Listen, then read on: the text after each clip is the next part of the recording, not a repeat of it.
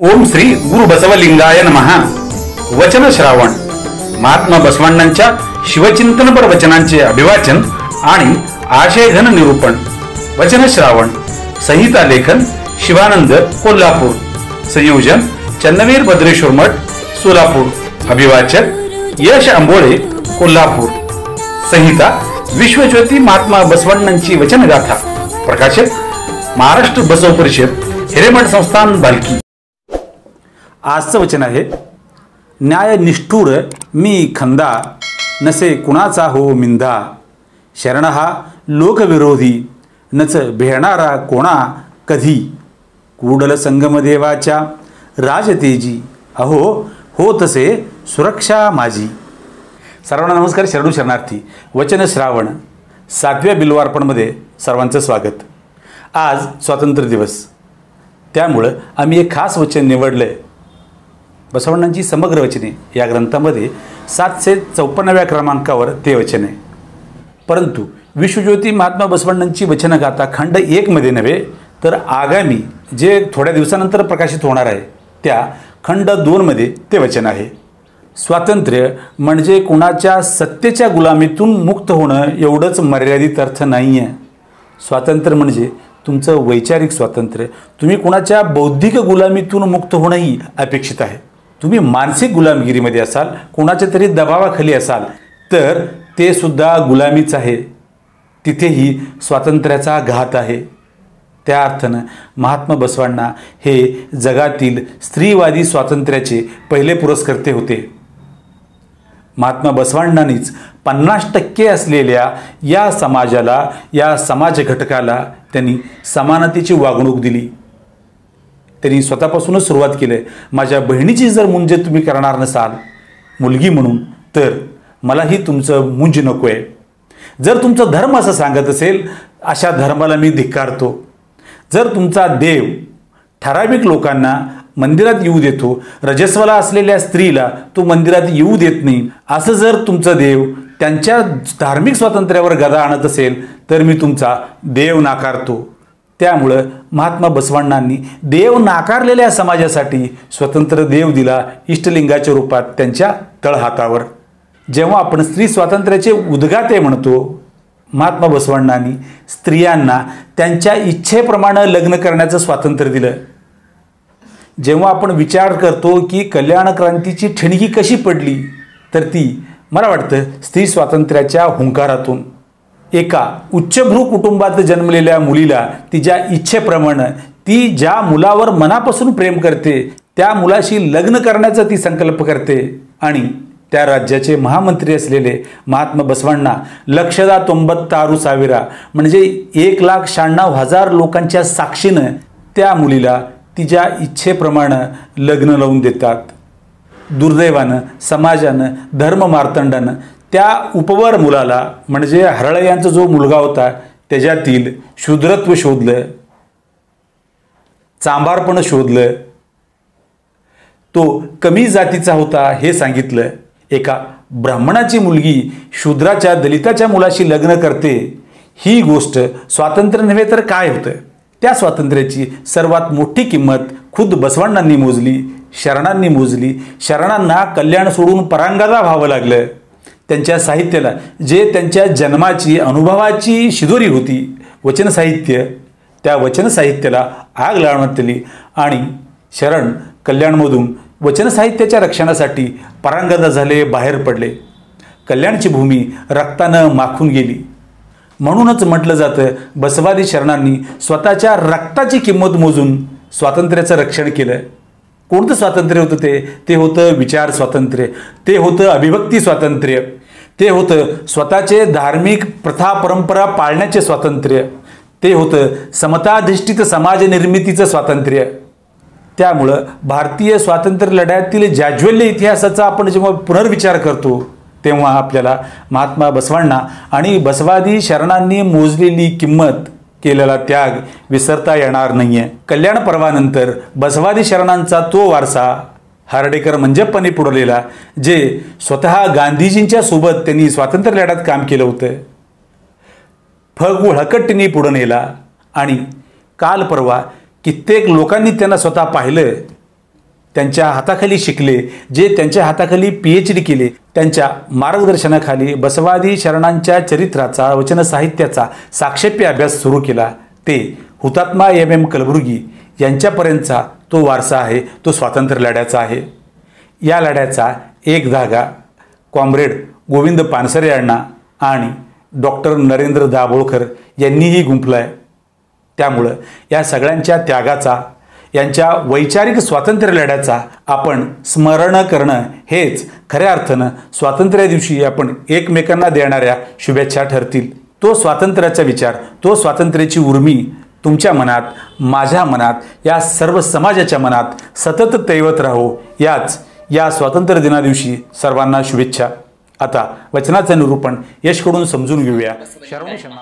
शरणू शरणार्थी. आजचे वचन: न्याय निष्ठुर मी खंदा, नसे कुणाचा हो मिंधा. न्याय निष्ठुर मी खंदा, नसे कुणाचा हो मिंधा. शरण हा लोक विरोधी, नच भिनारा कोणा कधी. शरण हा लोक विरोधी, नच भिनारा कोणा कधी.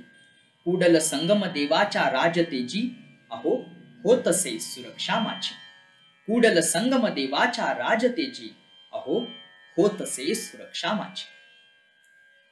भूलोकातील वेद प्रणीत अन्यायी भेदांपासून मुक्त, आगम प्रणीत मंदिर संस्कृतीपासून मुक्त, जाती वर्णाश्रम रूपी दुर्व्यवस्थेच्या चरकात होणाऱ्या अमानुष शोषणापासून मुक्त, पुरोहित नामक परोपजीवी ऐत खाऊ दलालांपासून मुक्त, अज्ञानजन्य अंधश्रद्धा रूढी परंपरांच्या गुलामगिरीपासून मुक्त, कोट्यावधी भ्रामक देव देवतांच्या घातकी जंजाळापासून मुक्त, अनुभाववादी नवशिव धर्माच्या प्रवर्तनासाठी आणि मानवी बंधुत्व, समता, विवेक व न्यायाधिष्ठित नवशिव भक्ती साम्राज्य प्रस्थापनेसाठी परशिवाने भूलोकी अवतरविलेले आपले न्यायनिष्ठुर, निर्भीड, निर्भय, लोकविरोधी, बाणेदार लढवय्ये शिवयोद्धे म्हणजे सत्यनिष्ठ शिवशरण.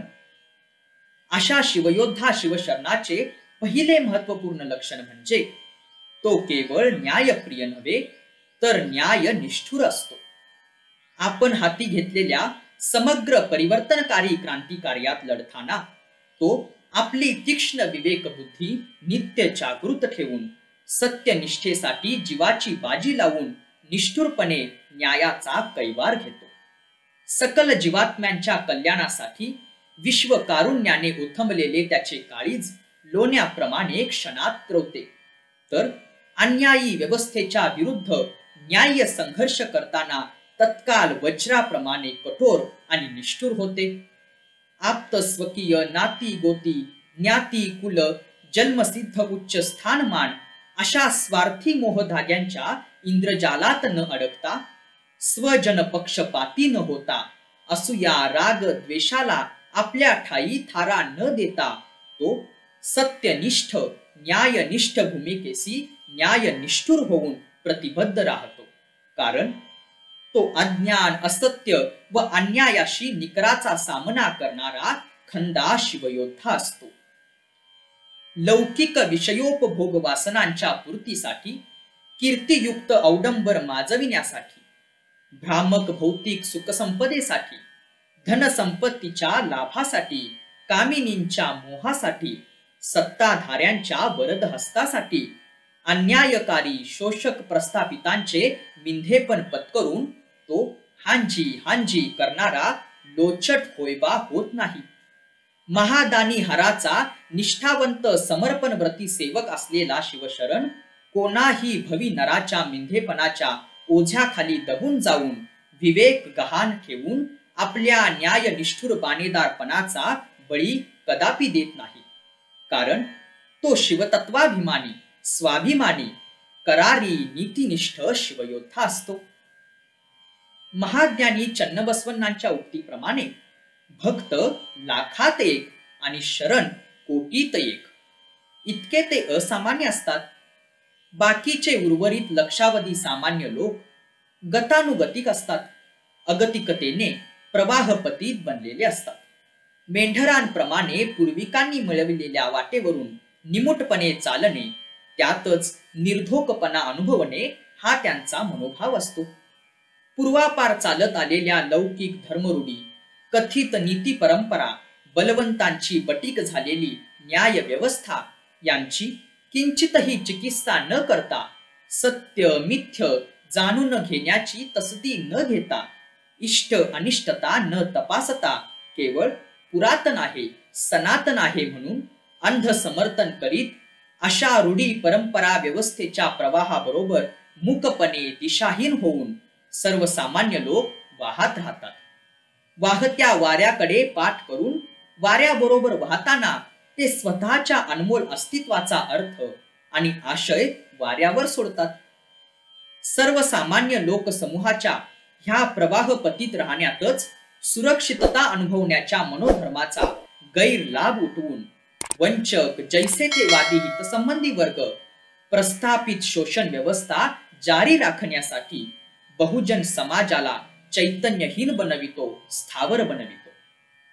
विश्व कल्याणाच्या उदात्त आदर्श ध्येयाने प्रेरित होऊन स्थावर बनलेला लोक जंगम स्वरूप चैतन्यशील बनविण्यासाठी शरण प्रसंगी लोकविरोधी होऊन सत्य शिव सुंदर मूल्याधारित नवनिर्मिती करिता शिवद्रोही धर्म रूढी परंपरा लोक परंपरा भेद व्यवस्थेच्या प्रवाह विरुद्ध अपमान निंदा टीकेची वाहती वादळे अंगावर झेलून न डगमगता उभा ठाकतो.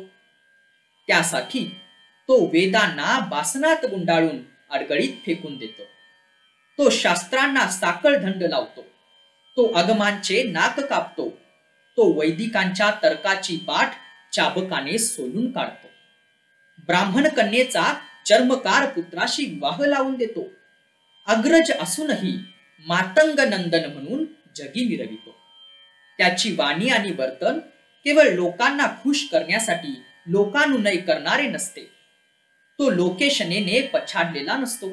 त्यामुळे शोषण, हिंसा, विषमता, अस्पृश्यता आदी अनिष्ट अहितकारी असत्य लौकिक लोकाचारांच्या विरोधात लोकविरोधी होऊन शिवाचाराच्या प्रस्थापनेसाठी सत्य, नीती आणि न्यायाच्या बाजूने तत्वनिष्ठ संघर्ष करण्याचे धैर्य व सामर्थ्य त्याच्या नसानसांत सळसळत असते. शरणाच्या ठाई हे लोकविरोधाचे बळ, निडरपणा, धैर्य, सामर्थ्य दीप्तिमान सूर्यतेजाप्रमाणे झगमगते. त्याचे कारण म्हणजे अवघे विश्व आपल्या कुशीत एका इवल्याशा कोपऱ्यात समावून घेतलेला तो अतिविराट महासम्राट परमशिव अणुहूनही सान होऊन शरणाचे संपूर्ण अंतरंग व्यापतो. तेव्हा त्या परशिवाच्या राजतेजाची कवच कुंडले अंतर्बाह्य साधनेत त्या शरणाचे सदाकाल रक्षण करत असतात. त्या कवच कुंडलांना सत्यनिष्ठा, न्यायनिष्ठुरता, सत्वशीलता आणि लोकविरोध पत्करण्याची धीरोदात्त वृत्ती यांची झळाळी लाभलेली असते. कारण शरण शिवज्ञानयुक्त शिवाचारनिष्ठ शिवयोद्धा असतो. न्यायनिष्ठुरतेचा अंगीकार, मिंधेपणास ठाम नकार आणि लोकविरोधास प्रतिकार करण्याचे धैर्य ही शूरवीर शिवशरणांची अनिवार्य अशी 3 लक्षणे होत.